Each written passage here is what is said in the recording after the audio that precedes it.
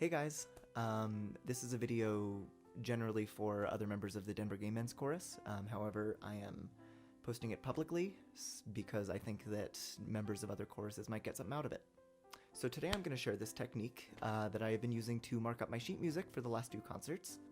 Generally, as a choir kid, I feel like my sight reading ability might not be on par with, I don't know, people who grew up playing an instrument. It's also possible that I was just a lazy, stubborn kid that refused to. Whatever the case, this technique has really helped me get my bearings in sheet music, or to make far fewer mistakes when I'm sight reading something that I don't know very well or don't know at all. So the trick is to highlight the tonic line or space of each system of the sheet music. So that lets me know where the do is so that I can start thinking in solfege instead of trying to make sense of the actual note names.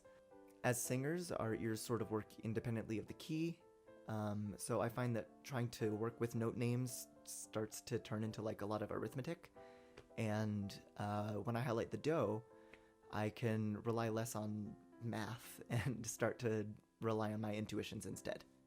So take this example. The note that the accompanist will give us is a B, or check the accidentals, make that a B flat, and then it moves up to a C. There's no flat on the C space, so I guess it's a C natural. You see, without any context, it's not immediately obvious if we're going up a half step, ooh-hoo, or a whole step, ooh-hoo, and it's even less obvious how these notes fit into the rest of the song as a whole. So, let's highlight the do. The key signature with 5 flats is D flat, so we highlight the D flat line, and also the D flat space below, just for good measure, pun intended. And now it's easy to see that the first note is the la. La. So I can work backwards to find do. La-ti-do. And now that I've got my head in the right key, so I know it's a whole step up from la to ti. Full disclosure, marking up your sheet music this way can be very time consuming. When I was using paper sheet music, it took me a week to mark up the 240-ish pages of Unbreakable that we sing. But now that I have an iPad and using the ruler tool in forScore, I was able to get through the 290-ish pages of Disney music in under a day. It's not particularly hard to mark it up this way, it's just tedious.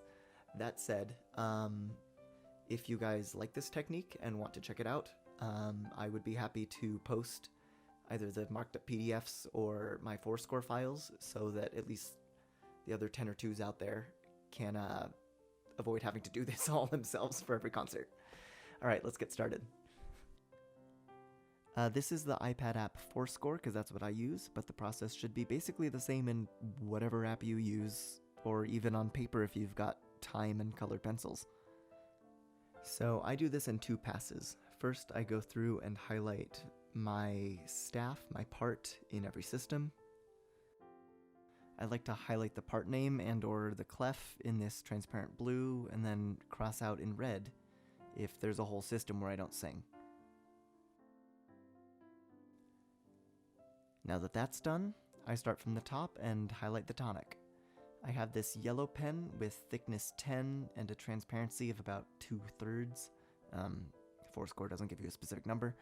I just found this by trial and error, but it's worked pretty well for a lot of different sheet music for me.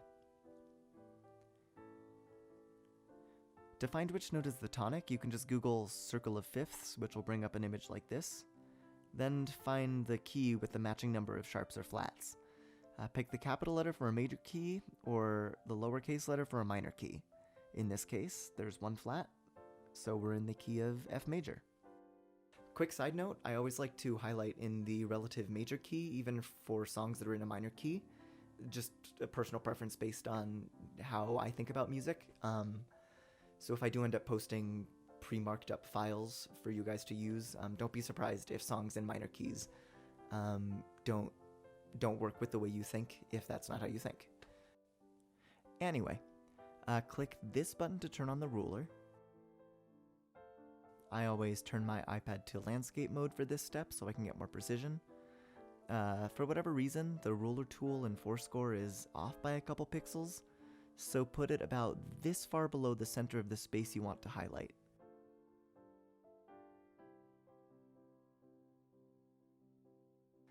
As you can see, it might take you a few tries to get the hang of this, The undo button is your friend here.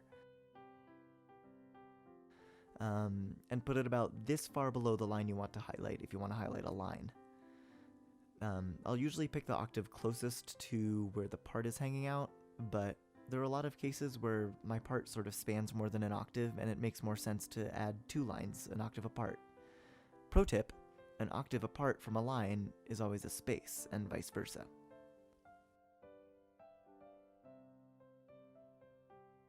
See there, I marked up this system in red, so I knew to skip it during this phase. Keep an eye out for key changes, since they represent a change to the line or space that you're highlighting.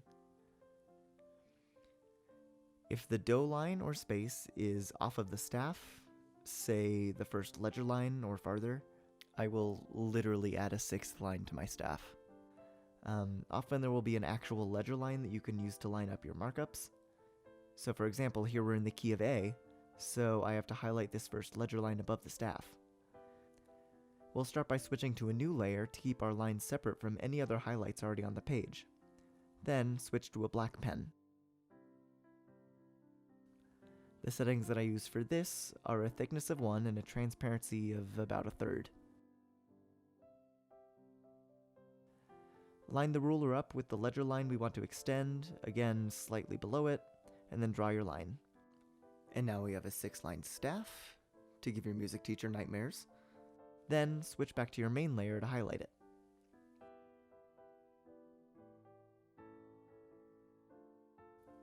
And I'll just speed through marking up the rest of this.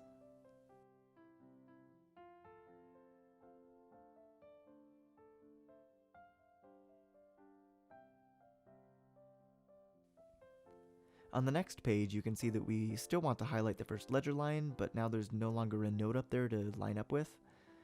That's okay.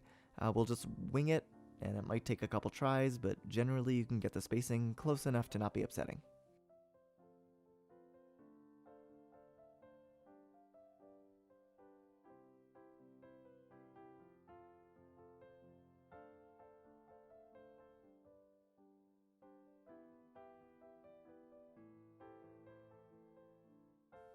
And then here's a quick look at the final result.